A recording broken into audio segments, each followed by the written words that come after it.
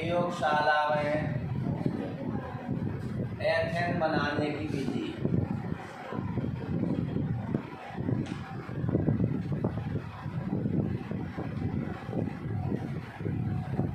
प्रयोगशाला में एथेन बनाने की विधि। किसका निर्माण करना है? एथेन का। जब सोडियम प्रोपियोनेट, देखिए रिएक्शन आ गई, यानी हमें फॉर्मूला याद होना चाहिए। सोडियम प्रोपियोनेट, यहाँ पर हम किसका उपयोग कर रहे हैं? सोडियम प्रोपियोनेट का। तो C2H5COO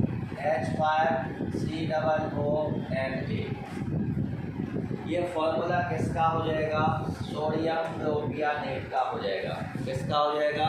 सोडियम प्रोपियोनेट का हो जाएगा।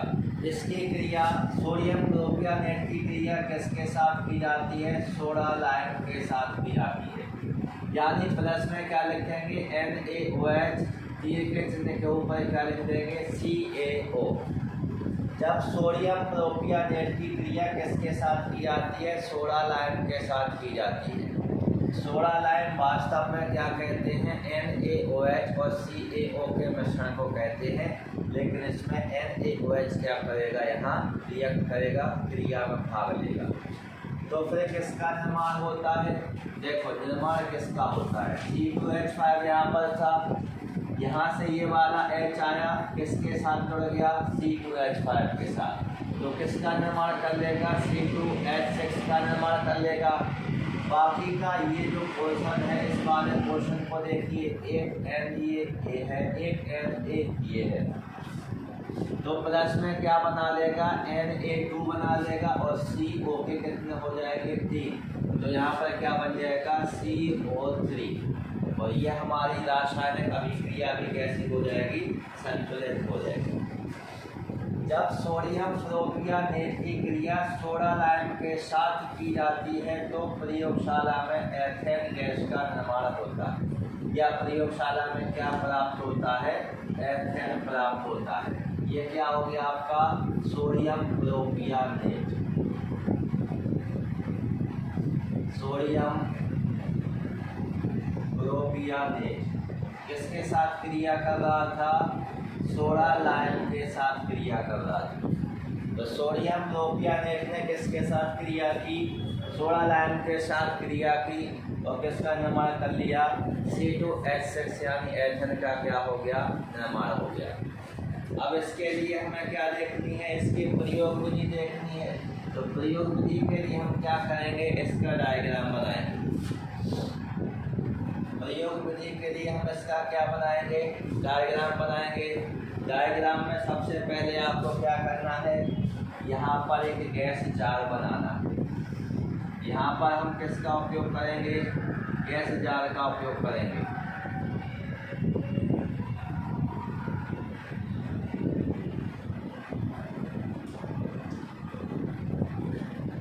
ये हो गया हमारा गैस जार। गैस जार में हमने क्या भर दिया है? ये जल भर दिया है और कुछ जल की मात्रा कहाँ तक चली जाएगी? गैस जार में ऊपर चली जाएगी। और बाकी का ये ऊपर का जो स्थान रहेगा ये कैसा रहेगा? रिक्त रहेगा, खाली रहेगा। इसके साथ में यहाँ पर हम ये नीचे बना देते हैं आधा, जिसके ऊपर ये रखा हुआ है। यहाँ पर लगा देते हैं एक स्टैंड और इसी स्टैंड में हमें फंसा देना है किसको? एक टेस्ट ट्यूब को। किसको फंसा देना है? एक टेस्ट ट्यूब को फंसा देना है। और ये टेस्ट ट्यूब में क्या लगी हुई है? एक नली लगी हुई है। ये नली जा करके किस में खुलेगी? आपकी गैस जार में खुलेगी। किस में खुलेगी? गैस जार में खुलेगी। और ये स्टैंड के द्वारा यहाँ पर किसको लगा दिया गया है? टेस्ट ट्यूब को लगा दिया गया है। और ये टेस्ट ट्यूब के मुँह को कैसा कर दिया गया है? बस उसमें से क्या खुला रहेगा? ये नली वाला सुराख खुला रहेगा। और इसमें जो टेस्ट ट्यूब है, इस टेस्ट ट्यूब में हम यहाँ पर क्या कर लेंगे? मिश्रण को ले लेंगे। किसको ले लेंगे? मिश्रण को ले लेंगे। मिश्रण हमारा किसका रहेगा? सोडियम प्रोपियोनेट का रहेगा। साथ में किसका रहेगा? सोडा लाइम का रहेगा। क्योंकि इन्हीं दोनों के आपस में मिलने से किसका निर्माण होना है? एथेन गैस का निर्माण होना किसका निर्माण होगा, एथेन का निर्माण होगा जब सोडियम प्रोपियोनेट और सोडा लाइम के मिश्रण को ले लिया जाएगा। और इस नली को यहाँ पर हम किसकी सहायता से, बर्नर की सहायता से क्या करेंगे, गर्म करेंगे। ये क्या हो जाएगा, बर्नर हो जाएगा। बर्नर का मतलब होता है अपनी भाषा में चिमनी, और साइंस की भाषा में से क्या कहते हैं, बर्नर कहते हैं। तो अब आप डायग्राम देख रहे हैं, डायग्राम हमारा कंप्लीट हो गया है। इसको हम क्या नाम देंगे, गैस जार। इस चित्र को मैं क्या नाम दूँ, ज़्यादा सुना, गैस जार। अब इसमें आपको जो खाली स्थान दिखाई दे रहा है, ये खाली स्थान नहीं है। यहाँ वास्तव में क्या है, C2H6 है, यानी क्या प्राप्त होगी हमें, एथेन गैस प्राप्त होगी, और ये बुलबुलों के रूप में आपकी आ जाएगी। और इतनी संपूर्ण व्यवस्था, ऐसे बनाना नहीं हम बता रहे हैं। यदि इतना डायग्राम कभी भी आपको केमिस्ट्री में मिले तो आप समझ जाइए किसकी बात चल रही है, पानी की विस्थापन विधि की बात चल रही है। पानी की विस्थापन विधि की क्या चल रही है, बात चल रही है। अब आप भाषा लिख सकते हैं। एक परख नली में क्या करते हैं, सोडियम प्रोपियोनेट और सोडा लाइम के मिश्रण को लेकर के किसकी सहायता से, बर्नर की सहायता से क्या किया जाता है, गर्म किया जाता है। तो क्या प्राप्त होती है, यहाँ से किसकी वाष्प बनेगी, C2H6 की, यानी एथेन की वाष्प बनेगी। एथेन की वाष्प इस नली से होकर के जाएगी किसमें, गैस जार में। गैस जार में पानी की विस्थापन विधि के द्वारा एथेन गैस को जल के ऊपर एकत्रित कर लिया जाता है।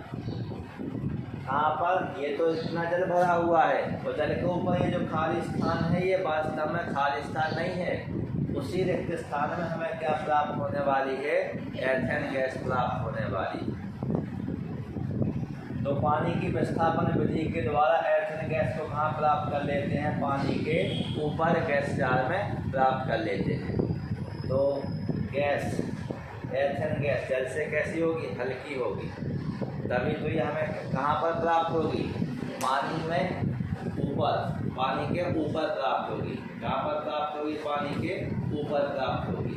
ये हो गया आपका प्रयोगशाला में एथेन गैस बनाने की विधि का सचित्र वर्णन। तो देखिए आपको इसमें एथेन गैस बनाने में आपको देख लेना है, सोडियम प्रोपियोनेट किसके साथ रिएक्ट कर रहा है, सोडा लाइम के साथ किसका निर्माण कर रहा है, एथेन गैस का निर्माण कर रहा है। और जल साइड बनाने के लिए हमने क्या किया, एक टेस्ट ट्यूब लिया, इसको स्टैंड पर कस लिया, नीचे बर्नर लगा दिया, इस साइड पानी के विस्थापन विधि का चित्र बना लिया। और जब हमने क्या किया, सोडियम प्रोपियोनेट और सोडा लाइम के मिश्रण को बर्नर के द्वारा गर्म किया, तो हमें एथेन गैस प्राप्त हुई।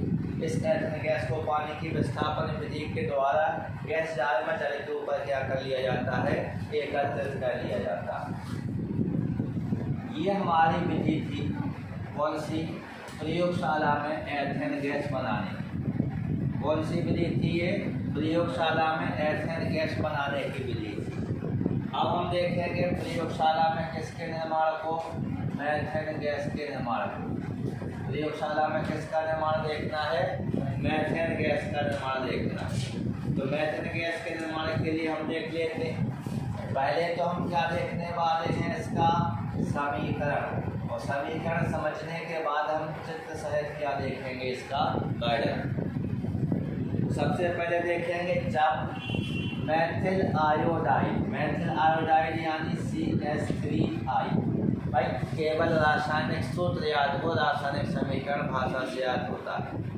जब मेथिल आयोडाइड का अपचयन करा रहे हैं तो हाइड्रोजन की आवश्यकता पड़ेगी, और हाइड्रोजन के यहाँ पर हम कितने ले लेते हैं, 2 भाग ले लेते हैं। ये जो क्रिया होती है इसमें साथ में मिला होता है CH3OH, यानी मेथेनॉल या फिर मेथिल एल्कोहल। साथ में जो क्रिया होगी ये किसकी उपस्थिति में, जिंक कॉपर युग्म की उपस्थिति में क्रिया होगी। किसकी उपस्थिति में, जिंक कॉपर युग्म, माने दोनों का चूर्ण है, मिश्रण है, तो इसको हम क्या पढ़ेंगे, जिंक कॉपर युग्म पढ़ेंगे। अब क्रिया संतुलित ही है। देखिए हाइड्रोजन के कितने लिए गए हैं, 2। एक हाइड्रोजन आएगा CH3 के साथ मिल जाएगा, तो क्या बनाएगा, CH4 बनाएगा, और एक यहाँ का I बचा है, एक यहाँ का H बचा है, तो क्या बना लेगा प्लस में HI, नहीं बना लेगा, तो साथ में किसको बना लेगा HI को बना लेगा, और मीथेन बनानी थी, बन गई मीथेन गैस या मेथेन गैस।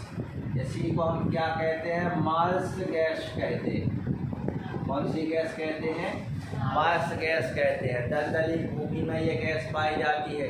जुगाली करने वाले जो जानवर हैं लौटते हैं भोजन को वापस आमाशय से आता है, तो उनके मुँह में आपने देखा होगा फसूकर बनता है, वास्तव में क्या निकलती है, मीथेन गैस निकलती है। क्या निकलती है, मीथेन गैस निकलती है। तो यह हमने समीकरण देखा, कौन सा, प्रयोगशाला में मीथेन गैस बनाने की विधि का।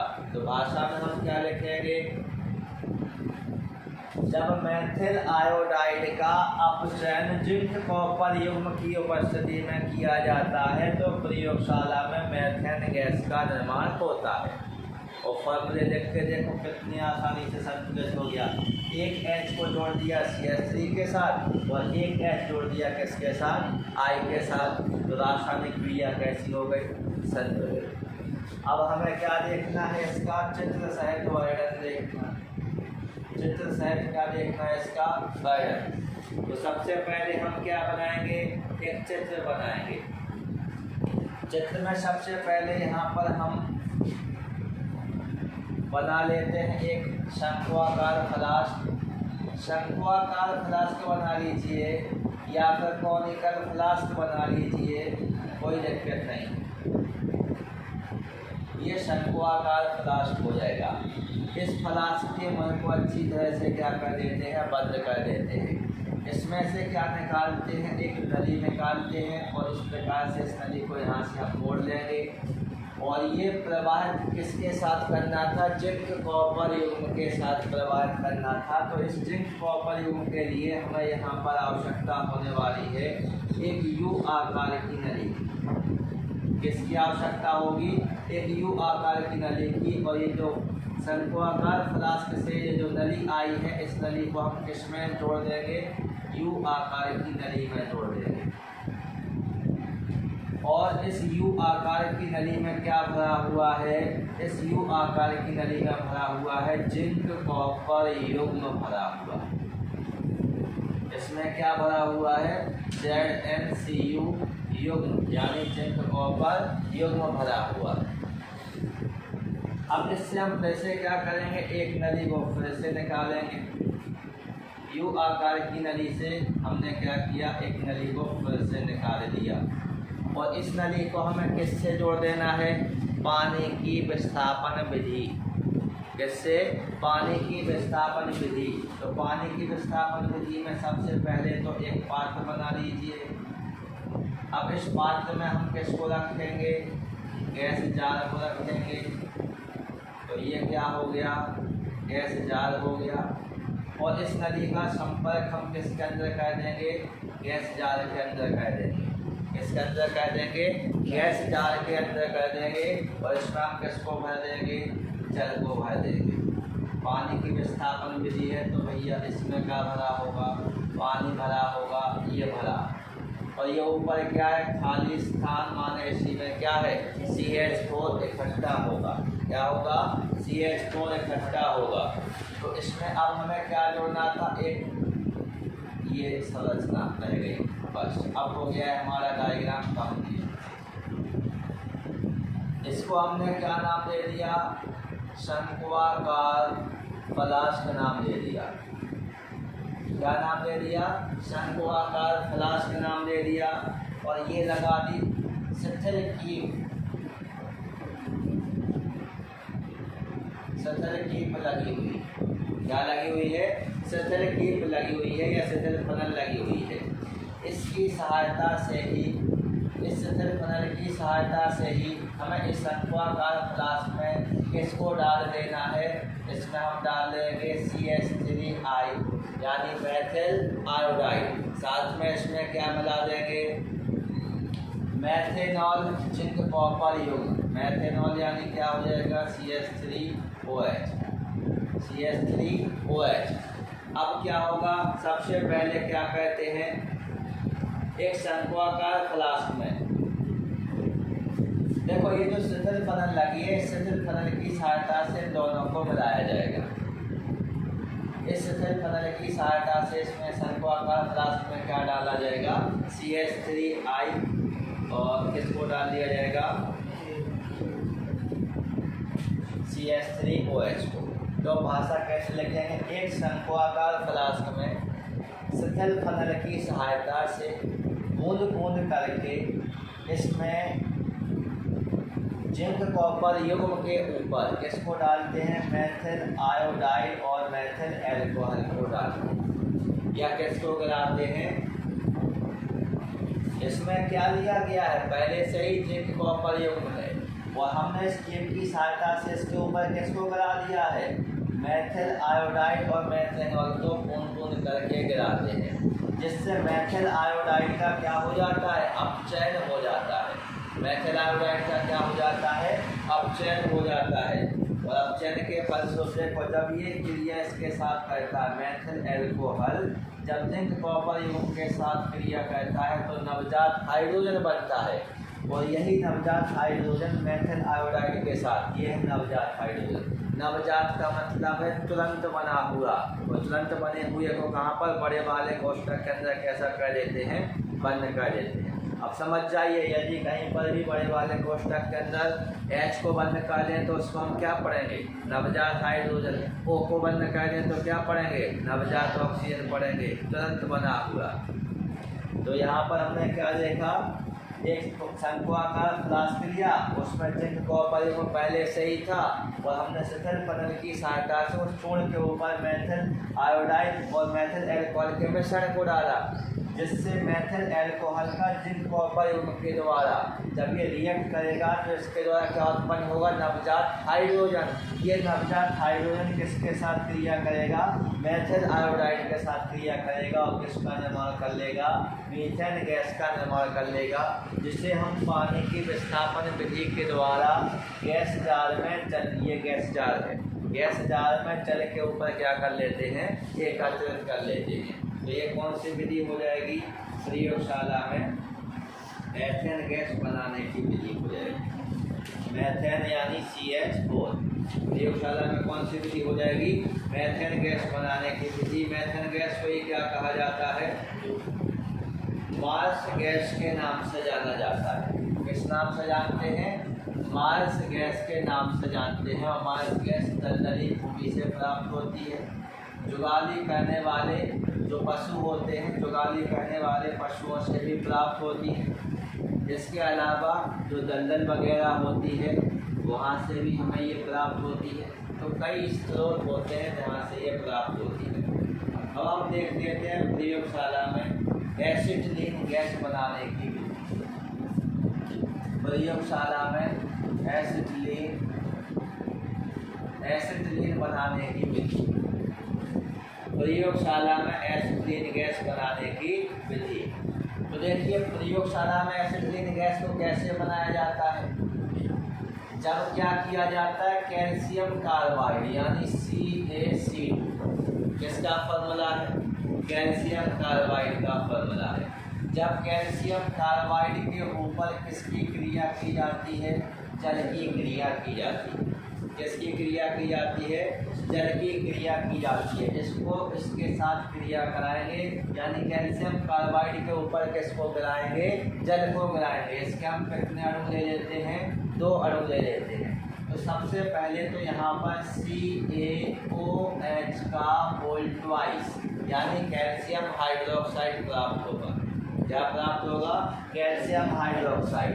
अभी हमारा मुख्य उत्पाद बचा है जैसे हम एसिटिलीन कहते हैं, तो HC ट्रिपल बॉन्ड CH, ये किसका फॉर्मूला हो जाएगा, एसिटिलीन का फॉर्मूला हो जाएगा। चाहे आप इसे एसिटिलीन कहें या अगर आप इसे एथाइन कहें, दोनों का मतलब एक ही है। कार्बन की संख्या कितनी है, 2 कार्बन को क्या कहते हैं, एथ। और कौन सा बॉन्ड आया है, ट्रिपल बॉन्ड। ट्रिपल बॉन्ड के लिए किसका उपयोग करते हैं, आयन का।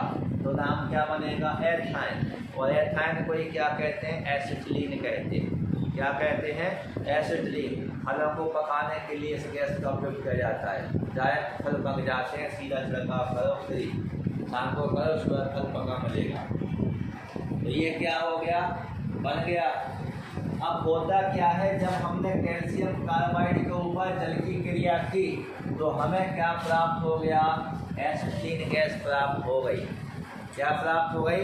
एसिटिलीन गैस प्राप्त हो गई। लेकिन इस विधि से जब हम एसिटिलीन गैस को बनाते हैं तो कुछ अशुद्धियों का सामना करना पड़ता है, जैसे BH3 NH3। BH3 को हम क्या कहते हैं? फास्फीन कहते हैं। क्या कहते हैं? फास्फीन कहते हैं। और NH3 तो आपने नाम तो सुना ही होगा, अमोनिया। क्या हो जाएगा? अमोनिया। तो इनकी क्या होती है? अशुद्धियाँ होती हैं। अब इन अशुद्धियों को हमें दूर नहीं करना पड़ेगा, ये अशुद्धियाँ प्राप्त होती हैं। अब इन अशुद्धियों को दूर करने के लिए जो एसिटिलीन गैस हमें प्राप्त हुई है, इस एसिटिलीन गैस को अम्लीय CuSO4 में से होकर के प्रवाहित करें। किस में से होकर के प्रवाहित किया जाता है? अम्लीय CuSO4 के विलयन में से प्रवाहित किया जाता है। तो बात को समझें, क्या कहा गया है? जब हमने कैल्शियम कार्बाइड के ऊपर जल की क्रिया कराई या जल की क्रिया की तो हमें क्या प्राप्त हो गया? एसिटिलीन प्राप्त हो गई। लेकिन इस विधि से क्या होता है, जो एसिटिलीन गैस प्राप्त होती है शुद्ध अवस्था में प्राप्त नहीं होती है। इसके साथ हमें क्या प्राप्त होगा? अशुद्धि के रूप में फास्फीन और अमोनिया गैस भी प्राप्त होती है। दोनों ही गैसें हैं, फास्फीन गैस और अमोनिया गैस, ये अशुद्धि के रूप में प्राप्त होती है। अब इन अशुद्धियों को दूर करने के लिए इस एसिटिलीन गैस को CuSO4 यानी कॉपर सल्फेट, ये अम्लीय प्रकृति का रहेगा और इसमें से या इस विलयन में से होकर के हम क्या करेंगे? एसिटिलीन गैस को क्या करेंगे? प्रवाहित करेंगे, जिससे हमें शुद्ध एसिटिलीन गैस प्राप्त हो जाएगी। बात समझ गए? तो प्रवाहित करते हैं। अभी हमने बना लिया, अब इसको हम क्या करते हैं? प्रवाहित करते हैं। तो प्रवाहित करने के लिए सबसे पहले हमें किसकी आवश्यकता होने वाली है? चित्र की आवश्यकता होने वाली है। और चित्र जैसा भी आपने बनाया था सेम वैसा ही है, थोड़ा सा परिवर्तन इसमें रहेगा। तो सबसे पहले हम एक आधार बना लेंगे जिसके ऊपर हमारा डायग्राम पूरा बनेगा। सबसे पहले यहाँ पर हम एक फ्लास्क बना लेते हैं। ये एक फ्लास्क हो गया। कौन सा फ्लास्क है? कॉनिकल फ्लास्क या शंक्वाकार फ्लास्क है, शंकु के आकार का। कौन सा फ्लास्क हो जाएगा? शंक्वाकार फ्लास्क। ये नली जाएगी आपकी, एक नली हो जाएगी आगे वाले भाग में जिसके साथ CuSO4 जुड़ा होगा। इसके साथ एक और नली लगी होगी जिससे कौन सी कीप लगी होगी? सिथिल कीप लगी होगी। और इसके ढक्कन को या फिर इसके मुँह को हम अच्छी तरह से क्या कर देंगे? बंद कर देंगे। इस शंक्वाकार फ्लास्क के नीचे किसको रख देंगे? कैल्शियम कार्बाइड के टुकड़े रख देंगे। ये किसके टुकड़े रखे हुए हैं? ये रखे हुए हैं CaC2 यानी कैल्शियम कार्बाइड के टुकड़े। अब इस वाले भाग, इसमें क्या भरा हुआ है? जल, गंगा जल। कौन सा जल? गंगा जल, शुद्ध वाला जल लेके आए। और ये आपकी सिथिल फनल है, इसमें हमने किसका उपयोग किया है? H2O का। और इसमें भैया टोंटीदार कीप लगी हुई है। टोंटीदार कीप का मतलब ये अपने आप नहीं, जब हम खोलेंगे तो बूंद बूंद करके गिराना है। अभी आगे जोड़ देते हैं एक पात्र को जिसमें क्या भरा होगा? अम्लीय CuSO4। तो एक जैसे दूध की क्रेटी बनती है, कैन बनती है, वैसे ही संरचना बना लो।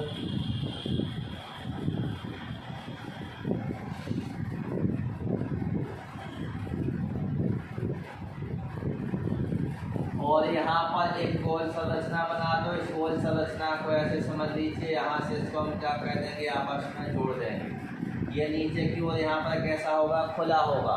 इसमें क्या भरा हुआ है आपका? इसमें भरा हुआ है अम्लीय CuSO4। अब इससे भी हम क्या करेंगे? एक और नली निकाल लेंगे। आ जाइए, ये निकल आई।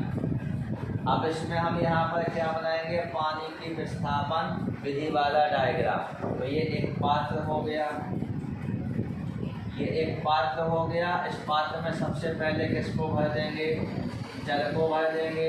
इसमें किसको लगाएंगे, फिर हम गैस जार को लगाएंगे। ये क्या हो गया, गैस जार। और ये जो नली आई है, इस नली को किस में जा कर के खोल देंगे, गैस जार में खोल देंगे।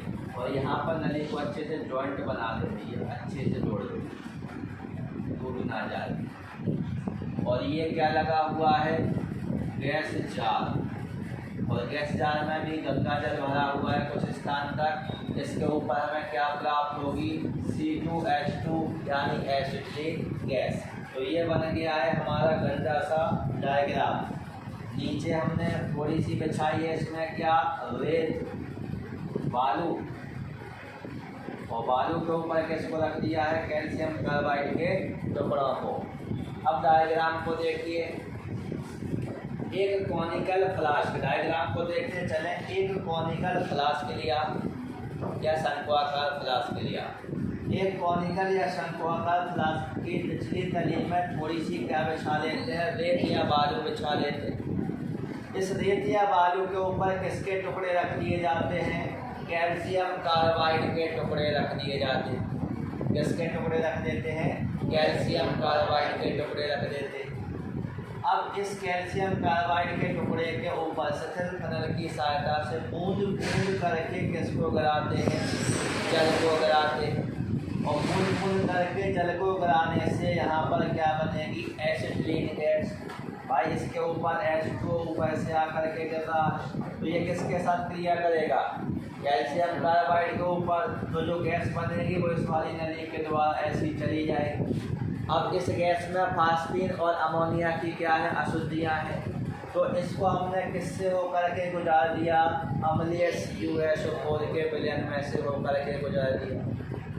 अब ये अम्लीय CuSO4 का विलयन क्या करता है, अमोनिया और फास्फीन की जो अशुद्धियाँ होती हैं उनको क्या कर लेता है, अवशोषित कर लेता है या दूर कर देता है। और फिर आगे कौन सी गैस जाती है, शुद्ध C2H2 यानी शुद्ध एसिटिलीन गैस जाती है, जिसे पानी की विस्थापन विधि के द्वारा गैस जार में जल के ऊपर एकत्रित कर लिया जाता है।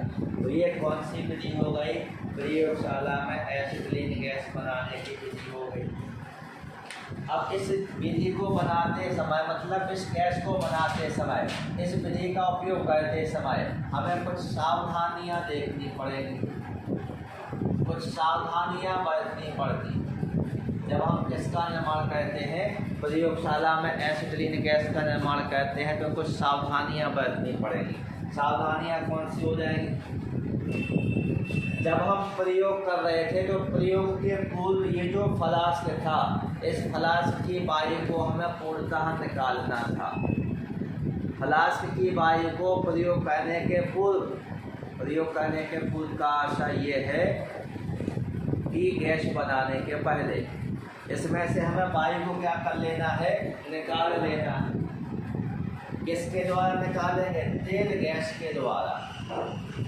किस विधि के द्वारा निकाल लेते हैं, तेल गैस के द्वारा निकाल लेते हैं। तो हम सबसे पहले सावधानी क्या बरतेंगे, गैस को बनाने के पूर्व या प्रयोग करने के पूर्व जो फ्लास्क होता है, उस फ्लास्क की वायु को तेल गैस के द्वारा क्या कर दिया जाता है, विस्थापित कर दिया जाता है। विस्थापित कर दिया जाता है मतलब उसके अंदर से उसको बाहर निकाल लिया जाता है। सबसे पहले सावधानी आपको ये बरतनी पड़ेगी एसिटिलीन बनाने के लिए। इसके अलावा अच्छा ऐसा करते क्यों है, ऐसा इसलिए कर लिया जाता है क्योंकि ये जो एसिटिलीन होती है ये वायु के साथ विस्फोटक मिश्रण बनाती है। यदि जल्दबाजी में नहीं निकाला गया तो जो वायु रहेगी वो वायु एसिटिलीन के साथ क्या कर लेगी, क्रिया कर लेगी और एक विस्फोट का रूप धारण कर लेगी। इस कारण प्रयोग करने के पूर्व हमें सावधानी बरतनी है कि जो फ्लास्क हम यूज कर रहे हैं उस फ्लास्क में से तेल गैस के द्वारा हाइड्रोजन को ऑक्सीजन को क्या कर दिया जाए, विस्थापित कर दिया जाए। इसके बाद दूसरे में हम क्या देखेंगे, फ्लास्क की तली में सबसे पहले हमने किसको बचाया था, रेत को। तो फ्लास्क की तली में रेत के ऊपर ही किसको रखना चाहिए, कैल्शियम कार्बाइड के टुकड़े को रखना चाहिए। क्यों, क्योंकि जब ये दोनों आपस में क्रिया करेंगे तो अधिक मात्रा में ऊष्मा भी उत्पन्न होगी। तो उस ऊष्मा से किसको हानि हो सकती है? फ्लास्क को हानि हो सकती है। तो उसके फलस्वरूप अधिक मात्रा में क्या उत्पन्न होती है? ऊष्मा उत्पन्न होती है, जिससे फ्लास्क को कोई नुकसान नहीं होगा। इसलिए सबसे पहले हमें क्या बिछा देनी चाहिए? रेत। अब इसका क्या काम था भैया? ये भी तो लगी। तो शिथिल फलन की सहायता से कैल्शियम कार्बाइड के ऊपर बूंद बूंद करके जल को गिराना चाहिए। जल कैसा गिराना चाहिए? बूंद बूंद करके जल को गिराना चाहिए। क्योंकि ये जो क्रिया होती है, ये क्रिया कैसी होती है? तीव्रता के साथ होती है। यदि आपने शिथिल फलन की सहायता से जल को बूंद बूंद करके नहीं गिराया, जल्दी ही तीव्र गति से क्रिया हो जाएगी, तो भी ज़्यादा मात्रा में ऊष्मा उत्पन्न होगी। और ज़्यादा मात्रा में ऊष्मा उत्पन्न होगी तो फ्लास्क के टूटने का डर बना रहेगा। तो हमने 3 सावधानियों के ऊपर ध्यान दिया। सबसे पहली सावधानी में क्या देखा कि जो फ्लास्क था, फ्लास्क के अंदर की वायु को तेल गैस विधि के द्वारा विस्थापित कर देना चाहिए, क्योंकि यह एक विस्फोटक मिश्रण का क्या कर लेती है? निर्माण कर लेती है। दूसरे में हमने क्या देखा? फ्लास्क की निचली तली में किसको बिछा देना चाहिए? रेत को बिछा देना चाहिए, क्योंकि क्रिया के फलस्वरूप ऊष्मा उत्पन्न होती है।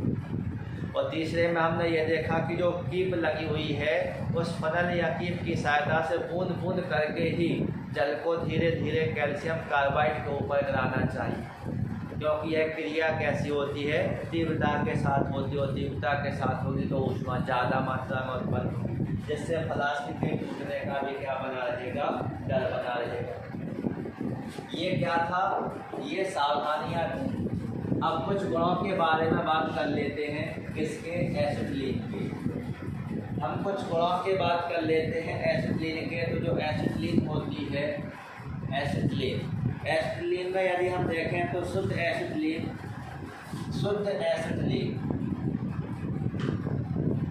ईथर के समान गंध। देखो, शुद्ध एसिटिलीन जो आपकी रहेगी शुद्ध C2H2, इसकी जो गंध रहेगी ये किसके समान रहेगी? ईथर के समान रहेगी। किसके समान रहती है? ईथर के समान। लेकिन आपने फोकस किया होगा, इसमें क्या बन रहा था? pH3। और pH3 की उपस्थिति के कारण इसमें हमें कुछ लहसुन जैसी गंध भी देखने के लिए मिलती है। किसके समान? लहसुन के समान भी गंध देखने के लिए मिलती है। लेकिन कब? जब ये कंडीशन लगा दें कि शुद्ध एसिटिलीन गैस है, तो शुद्ध एसिटिलीन में ईथर के समान गंध आएगी। और जब फास्फिन की थोड़ी बहुत अशुद्धि रहेगी तो हमें किसके समान गंध आएगी? लहसुन के समान क्या होती है? गंध होती है। यदि ये किस अवस्था में है? हमारे पास द्रवित अवस्था में। किस अवस्था में है? द्रवित अवस्था में है। तो द्रवित अवस्था में ये किस प्रकृति की होती है? विस्फोटक प्रकृति की होती है। किस प्रकृति की होती है? विस्फोटक प्रकृति की होती है। और एसिटिलीन निकेल उत्प्रेरक की उपस्थिति में, देखिए एसिटिलीन यानी CH ट्रिपल बॉन्ड CH, किसकी उपस्थिति में? निकेल उत्प्रेरक की उपस्थिति में। तो निकेल लिख दो। ये किसके रूप में काम कर रहा है?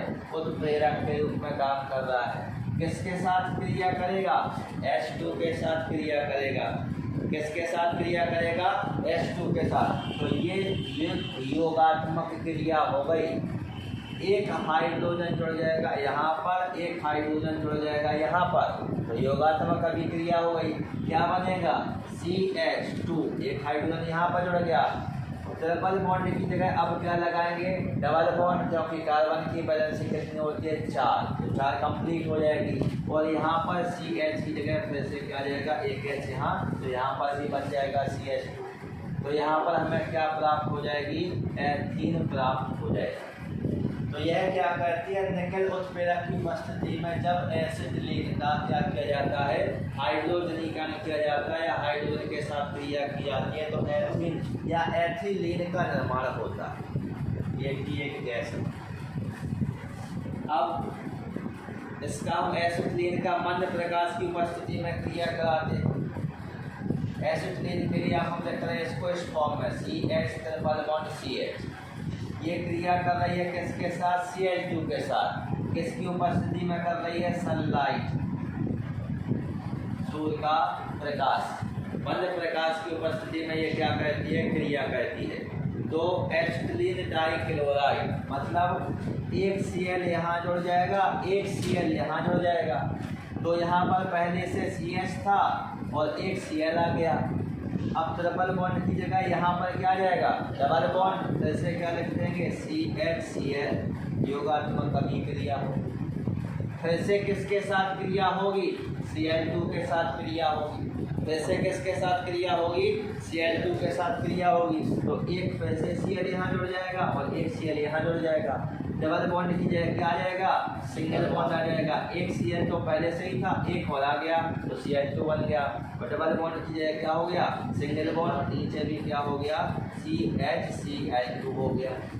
तो किसका निर्माण हुआ, acetylene dichloride. Acetylene dichloride, acetylene tetrachloride. यहाँ पर क्लोरीन के 2 हैं इसलिए डाइक्लोराइड। यहाँ पर क्लोरीन के कितने हैं, 4, इसलिए एसिटिलीन टेट्राक्लोराइड का क्या होता है, निर्माण होता है। तो आज आपने क्या देखा, मार्कोनिकॉफ का नियम, एंटी मार्कोनिकॉफ का नियम, प्रयोगशाला में एथेन गैस बनाने की विधि का सचित्र वर्णन, प्रयोगशाला में मेथेन गैस बनाने की विधि का सचित्र वर्णन, प्रयोगशाला में एसिटिलीन गैस बनाने की विधि का सचित्र वर्णन, किस प्रकार से इसका शुद्धिकरण किया जाता है। साथ में इसकी हमने देखी एसिटिलीन गैस को बनाते समय कौन कौन सी सावधानियां बरतनी चाहिए। इसके लास्ट में हमने क्या देख लिए, इससे संबंधित कुछ गुण देख लिए।